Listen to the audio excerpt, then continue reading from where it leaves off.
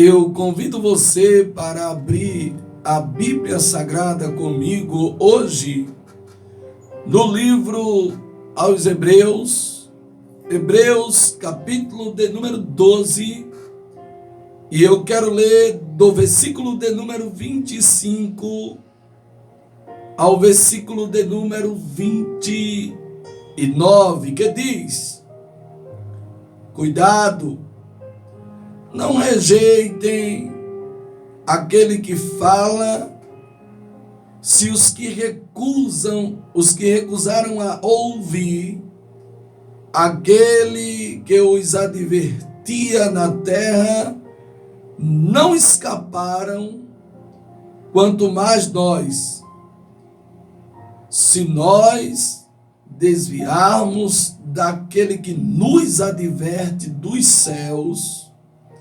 aquele cuja voz outrora abalou a terra, agora promete: ainda uma vez abalarei não apenas a terra, mas também o céu.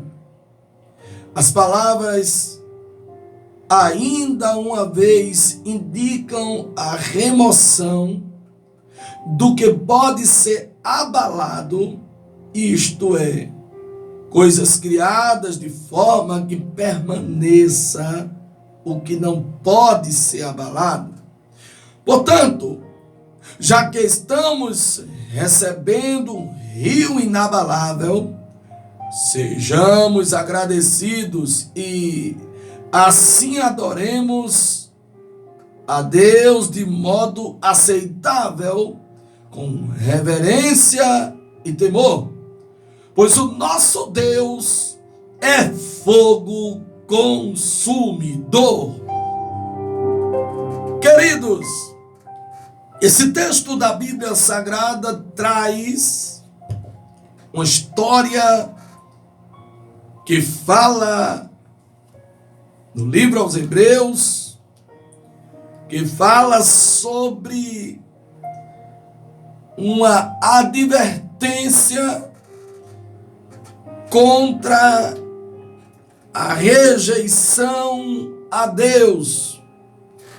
Se for para entrar nesse assunto, para falar sobre rejeição, nós sabemos que existem pessoas que rejeitam as coisas boas.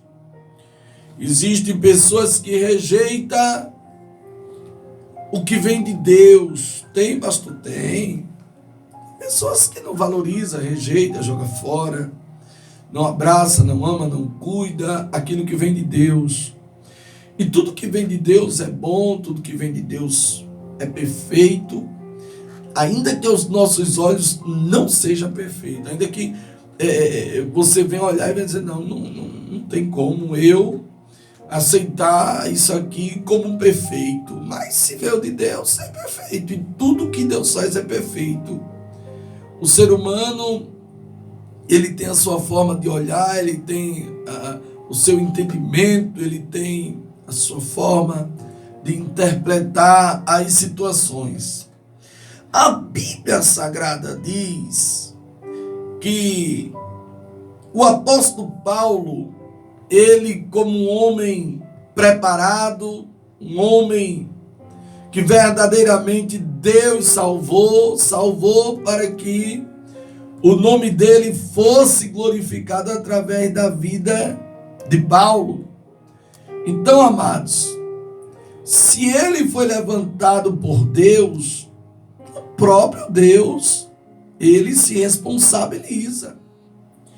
Então, o que me chama a atenção é que a epístola aos Hebreus, quando a Bíblia diz que os hebreus, eles receberam de Deus a honra, eles receberam de Deus a alegria. O livro aos Hebreus nos traz a alegria porque Paulo, ele foi um homem que muito ensinou ao povo o caminho. Se você parar para analisar, ele levou o povo, ele aproximou o povo de Deus depois que ele se converteu. Uma hora ele estava querendo afastar, outra hora Deus lhe deu a graça e a misericórdia para ele ajuntar o povo. E ele assim estava fazendo conforme Deus tinha mandado. A Bíblia Sagrada diz, no capítulo de número 12, fala no versículo 14, esforcem-se para viver em paz com todos e para serem santos. Sem santidade ninguém verá o Senhor. Cuidem que ninguém se excluída da graça de Deus. Ele, na verdade, ele disse que nós precisamos se esforçar para viver em paz. Queridos, nós precisamos se esforçar para viver em paz, porque nós sabemos que as lutas são muitas. As batalhas que nós enfrentamos, elas parecem que elas nunca vão cessar. E se a graça de Deus ela não estiver na nossa vida, nós perecemos. Nós perecemos. Eu tenho que me esforçar. Eu não posso ficar dependendo do esforço de A nem de B. Eu tenho que me esforçar. Eu tenho que olhar para dentro de mim e dizer, eu preciso, todos os dias eu preciso me esforçar, sabe, para acertar, me esforçar, para vencer, me esforçar, para ter a graça de Deus na minha vida, me esforçar, para viver em paz. Então, ele disse, esforcem-se para viver em paz com todos e para serem santos em santidade. Sem santidade ninguém verá o Senhor. Mas não é uma santidade que passa dos limites, não. Não é uma santidade que eu me sinto melhor do que o meu próximo. Não é uma santidade, sabe, irmão, que eu quero consertar o meu próximo do meu jeito. Não. É uma santidade com prudência. Uma santidade onde o nome do Senhor está sendo glorificado.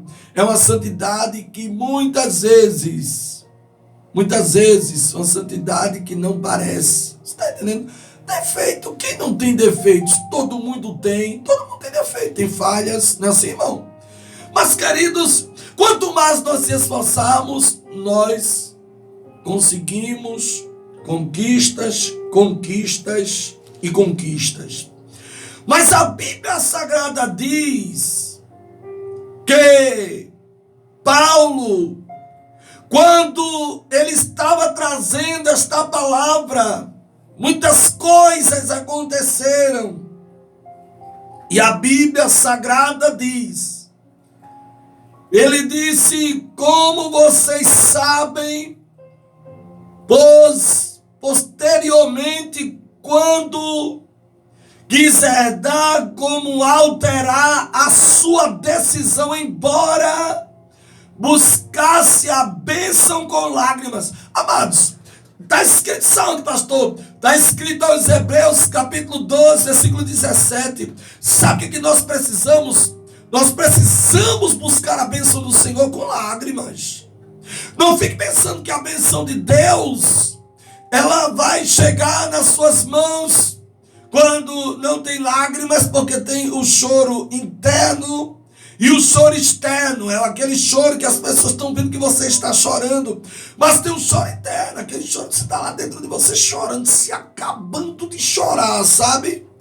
Se acabando de chorar, o desespero por dentro de você, parece que está corroendo tudo, parece que está acabando com você, mas você está ali, e a Bíblia manda buscar a bênção de Deus. Buscar a bênção de Deus, sabe como? Buscar a bênção de Deus com lágrimas. É com lágrimas. Não fique pensando que As lágrimas que você derrama, não pense você que elas caem no chão, porque não caem. Porque Deus envia o seu anjo justamente para colher as nossas lágrimas. Deus, na sua grandeza, Ele envia o seu anjo, sabe? Para colher as lágrimas. Deus envia. Você crê que Deus envia o seu anjo para colher as lágrimas? O anjo vem e colhe as lágrimas dos nossos olhos. Antes dela cair no chão, o anjo vem e colhe. Que coisa boa, não é? É muito bom saber disso, sabe? Que Deus envia o seu anjo. E Deus, Ele conhece você. Ele conhece a sua história. Ele conhece a sua estrutura. Ele sabe do seu sofrimento.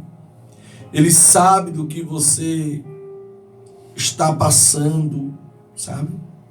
E pode ter certeza que Deus enviou o seu anjo para colher as suas lágrimas, porque Ele continua sendo Deus tanto na minha vida como também na sua vida. O Deus Todo-Poderoso, Ele está sempre cuidando de mim, cuidando de você. O detalhe é que nos mínimos detalhes Deus está sempre cuidando de mim e de você. Receba os cuidados de Deus. Se esforce, meu Deus. Ah, pastor, as lágrimas eu tenho derramado, não tem sido fácil. Mas você precisa entender que Deus, irmão, na grandeza dele, que Deus, como poderoso que Ele é, Ele está sempre operando na tua vida para mostrar que é fiel. A Bíblia Sagrada diz que o apóstolo Paulo, ele trouxe essa palavra, sabe por quê? Porque o povo, irmão, quando o povo olhava para si, o povo estava vendo choro, mas aparentemente não estava vendo as coisas acontecer. Mas acontecem. Deus opera, Deus trabalha, Deus entra, Deus faz. Sabe? Deus vai aonde nós não podemos ir. Deus faz grandes coisas para mostrar que é Deus na nossa vida. A Bíblia Sagrada diz, no capítulo de número 6 de Juízes, versículo de número 9, a Bíblia diz: também disse a vocês, eu sou o Senhor, o seu Deus. Não adorem outros deuses. A Bíblia Sagrada diz que o apóstolo Paulo, quando ele envia, ele ministra, ele manda, quando a palavra chega ao coração do povo, foi justamente para que o povo, eles não tomassem decisão, a sua decisão, embora buscasse a bênção com lágrimas. Tem hora na nossa vida que nós queremos decidir, tomar decisão, sabe? Esquecemos de chorar, esquecemos de descer, esquecemos de orar, esquecemos de buscar a resposta, a bênção de Deus com lágrimas. Nada chega para você sem lágrimas. É no choro, é na base do choro, na base da oração. Meu Deus do céu. Você não chora em vão. Não. Existem os propósitos de Deus. A Bíblia Sagrada diz que Paulo, ele disse uma coisa, meu Deus, ele disse: cuidado, não rejeite aquele que fala. Se vocês se recusarem a ouvir a Deus, meu Deus, olha o que ele disse: se vocês recusar ouvir aquele que os advertia na terra, não escaparam. Quanto mais nós, se nos desviarmos daquele que nos adverte dos céus. Amados, A nossa advertência vem exclusivamente dos céus. A Bíblia diz que aquele que é dos céus nos adverte. Quem quer receber a advertência que vem do céu? Se eu sei que é do céu que Deus me adverte, amados, isso é, na verdade, uma honra. Sabe por quê? Porque muitos vivem aí sendo advertidos pelos homens aqui na terra. Não suporta, aguenta. Amados, a palavra que Deus me deu hoje, meu Deus, ela é terculto, ela é pletete oro adargofa, meu Deus.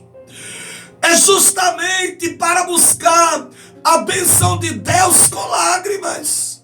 Porque quando eu recebo a advertência de Deus, quando Deus me adverte, Ele me orienta. Sabe, quando Deus me adverte, Ele me ensina. Quando Ele está me advertindo, Ele está me orientando, Ele está me acordando, Ele está me dando, sabe, Ele está me dando uma vitamina, Ele está me colocando no caminho certo. Eita glória, meu Deus do céu, esse Deus é grande. Se eu buscar a Deus, conforme está escrito aos Hebreus, capítulo de número 12, versículo de número 17. Se eu não tomar decisão, a minha decisão, conforme a minha vontade, e não conforme a vontade de Deus, eu sofro. E a Bíblia diz que, embora buscasse a bênção com lágrimas. Presta atenção, mergulha comigo aqui, que eu agora que cheguei no meio. Toda mensagem ela tem começo, meio e fim. Tem o texto, o pretexto e o contexto. É um mistério forte. Então, amados, buscar a bênção de Deus, do Senhor, com lágrimas. Deixa eu te dizer uma coisa. Presta atenção. Sabes tu que se tu buscar com lágrimas, sabes tu o que Deus faz através das tuas lágrimas? Através das lágrimas, Deus faz muitas e muitas coisas. E Deus, essa madrugada, falando comigo a respeito de lágrimas, eu disse: Deus, onde é que eu vou pregar hoje? Conforme eu ensino, que o segredo de ministrar a palavra é ler. Ler, guardar a palavra, sabe? E você vai conseguir ministrar a palavra de Deus com autoridade do céu. Porque a Bíblia diz que dos céus Ele nos adverte. E Ele disse: você vai pregar em Hebreus. Eu digo: eu prego onde o Senhor mandar pregar, eu prego o tempo todo e toda hora. Oh glória! E Ele disse: sabe por quê, meu filho? Porque tem muita gente chorando sem entender o porquê do choro. Meu Deus! Eita, Jeová, tem muita gente sofrendo sem entender o porquê do sofrimento ou o pra quê do sofrimento. Tudo tem um propósito de Deus. Tudo. Em tudo Deus tem propósito. Eu fico pensando: não, pastor, mas aconteceu assim. Deus tem propósito, filho. Então buscar a presença ou a bênção de Deus em lágrimas é com choro. Está escrito aos Hebreus 12, versículo 17. Buscar as bênçãos de Deus com lágrimas.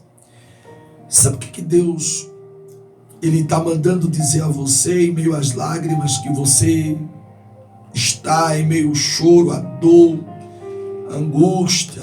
Meu Deus, é porque você está buscando a bênção de Deus, sabe?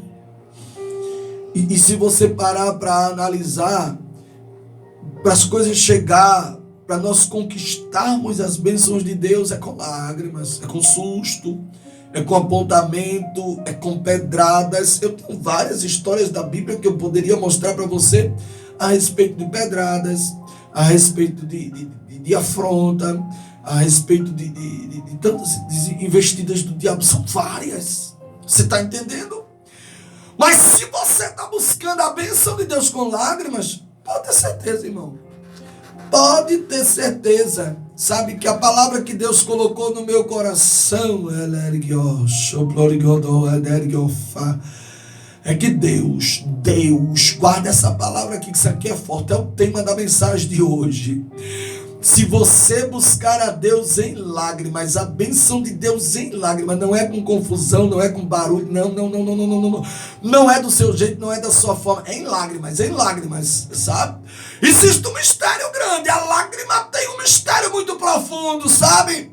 Quem chora para Deus, irmão, ele é diferente. Se você buscar a bênção de Deus em lágrimas, presta atenção, sabe o que Deus manda eu lhe dizer? Deus está mandando eu dizer a você, meu Deus, meu Deus do céu, estou eu entrando da comúntria, Deus está dizendo que está entrando. Deus está entrando aonde alguém não vê Ele entrando, meu Deus. Sabe o que é que Deus está mandando dizer para você do mistério? Que Ele, eita, mulher de Deus, homem de Deus, meu Deus, o Senhor está mandando dizer para você, é a mensagem de hoje, que Ele vai fazer, meu Deus, um reboliço tão grande, mas tão grande, que vai ficar na história. Eita, Jeová, é na minha vida, pastor, é na sua vida, é na sua vida sentimental, é na sua vida financeira, é na sua chamada, na chamada que Deus tem na sua vida, é na chamada ministerial, meu Deus. Deus vai fazer um reboliço tão grande na tua vida profissional. Eita, Jeová, aguardai-vos, assim diz o Senhor. Aguardai-vos, porque eu vou tirar alguém de um lugar, vou colocar no outro, eu vou fazer um reboliço tão grande no lugar que tu pisa, onde tu entra. Ai, meu Deus, é para fazer mesmo, Jesus, é para fazer mesmo, é a mensagem de hoje, é que Deus vai fazer um reboliço tão grande que vai ficar na história. E eu tenho um respaldo bíblico para falar sobre isso, sabe, irmão? Eu tenho base para falar sobre isso. Eu tenho. Que Deus é reboliço grande. Lá em Ezequiel ele fez um reboliço tão grande que ficou na história até hoje. Até hoje ficou na história lá o reboliço que Deus fez. As coisas começaram a se juntar. Foi osso a osso. Daqui a pouco chegou pele, nervo, carne. Espírito chegando, tudo que estava faltando começou a chegar. Tu estás entendendo? Que Deus vai fazer um reboliço muito grande, que vai ficar na história. Vai ficar na história. Tem coisas, irmão, que ficam na nossa história. E é o que nós ganhamos, é o que nós desfrutamos, é o que fica na história. Você está entendendo? Vai ficar na tua história. O diabo, ele se levanta, mas Deus é maior. A Bíblia Sagrada diz, ele fala, ele nos adverte dos céus. Está escrito aos Hebreus, capítulo 12, versículo 25. No versículo 26, diz que aquele cuja voz outrora abalou a terra, agora promete ainda uma vez: abalarei não somente a terra, mas também os céus. Ei, presta atenção. Se ele está falando que outrora ele abalou a terra, mas agora ele não vai só abalar a terra. Ele vai abalar a terra e abalar os céus. O Espírito Santo, Deus traz o discernimento dessa palavra. É muito forte. Se ele está falando que abalou a terra, mas agora não vai só abalar a terra, vai abalar a terra e o céu. Ou seja, abalar quem está embaixo e quem está em cima. Quem está embaixo e quem está em cima. Quem é pequeno, mas quem é grande. Meu Deus, quem não tem, mas quem tem. Quem não pode, mas quem pode. Estás entendendo o que Deus está dizendo? Deus, ele cria a situação para dar os abalos dele. Meu Deus do céu. Você já escutou alguém dizendo assim? Tem um ditado que diz assim: menina, abalou, hein? Deus abala, viu? Isso aqui tá na Bíblia Sagrada, irmão. Tá na palavra, meu filho. Deus é grande. Aonde é que está escrito, pastor? Está escrito aos Hebreus, capítulo de número 12, versículo de número 26, diz que aquele cuja outrora abalou a terra. Se agora eu vou abalar a terra e abalar o céu. Estás entendendo? Que Deus vai abalar alguém, Deus tem sua forma de abalar. Tem, Deus tem sua forma de abalar, irmão. O Deus que abala é o Deus que eu prego, o Deus da Bíblia, o Deus Todo-Poderoso, o dono do céu, o dono de tudo, e ele vai dar uma abalada, viu? Pode se preparar, eu não sei o que é que estão fazendo com você, meu Deus. Mas o Senhor, eu vou abalar alguém, Deus abala, sabe? Deus abala, meu Deus. Deus vai abalar, o que é abalar? Abalar, amados. Meu Deus do céu. Abalar, Santo de Israel, é mover algo que está fixo. Eita, Jeová, menino. Algo foi abalado. Cadê? Vamos analisar, vamos olhar. Vamos ver. O Deus que abalar é mover o que está fixo. Eu não sei quem é que está fixo, porque às vezes alguém está fixo, mas está humilhando, está fixo, mas está desprezando, está fixo, mas não está respeitando, está fixo, mas não está fazendo o que Deus manda. E o Senhor está dizendo: é tempo de eu abalar. E Deus abala. É a Bíblia que diz que ele outrora abalou somente a terra, mas ele disse: agora eu vou abalar a terra, vou abalar o céu. Ou seja, eu vou abalar quem está em cima, mas vou abalar quem está embaixo. Eu vou abalar porque eu sou Deus. Ele é Deus e abala mesmo. A Bíblia Sagrada revela que ele disse: ainda uma vez abalarei não apenas a terra, mas também o céu. As palavras ainda uma vez indicam a remoção, meu Deus, do que pode ser abalado. Tu estás entendendo? Que Deus, ele ainda faz a remoção, meu Deus do céu. Ele disse: as palavras ainda uma vez indicam a remoção do que pode ser abalado. Isto é, coisas criadas de forma que permanece, que não se pode ser abalada. Mas o Senhor está dizendo que indicam a remoção do que pode ser abalado. Ei, está fixo? Quem é que está fixo? Quem é que está dizendo que daqui eu no céu, daqui ninguém me tira? Se Deus chegar, ele remove, ele ele abala, depois ele remove, ele mexe, depois ele remove. Eita, que Deus tremendo. Presta atenção nisso aqui, o que Deus está dizendo. Porque eu, na verdade, eu, ser humano, eu não sei, meu Deus, eu não sei quem é que Deus vai abalar para te dar vitória, mas também não sei quem é que Deus vai abalar, porque às vezes o abalo de Deus resolve tudo.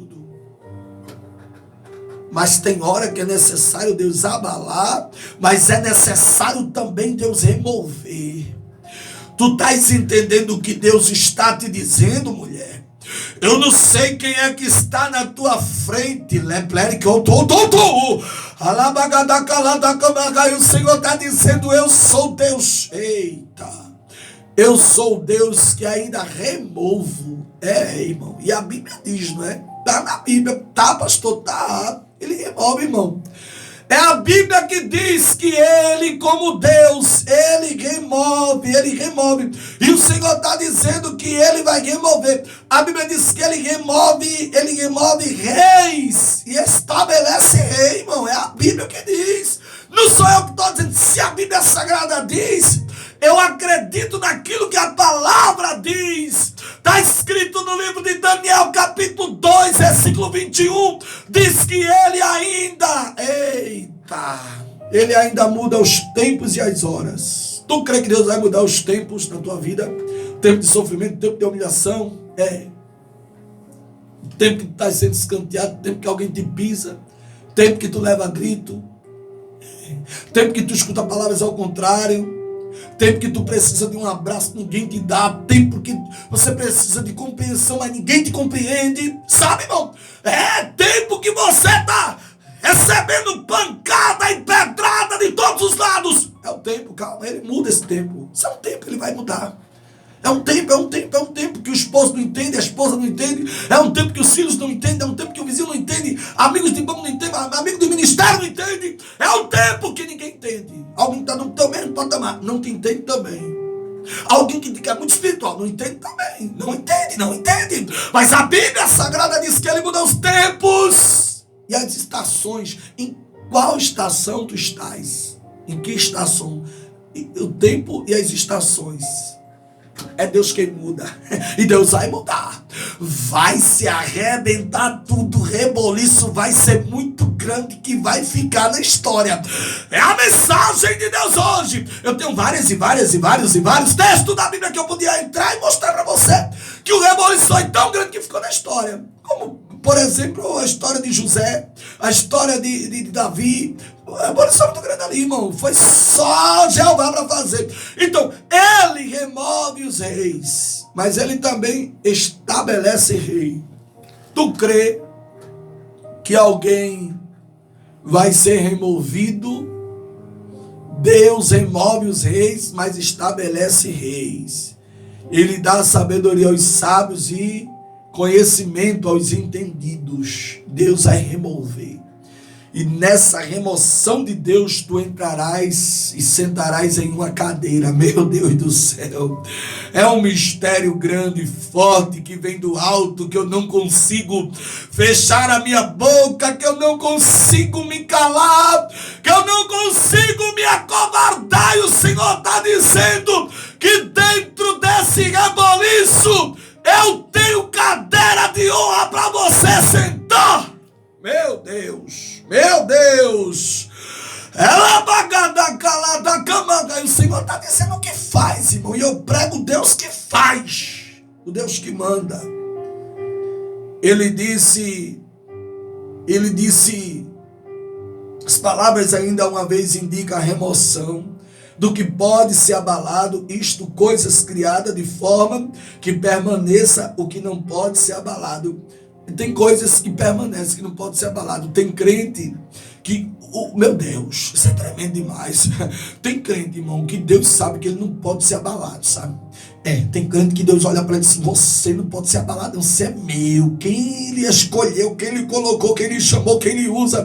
Eita, quem ele comprou foi você, não pode ser abalado, sabe?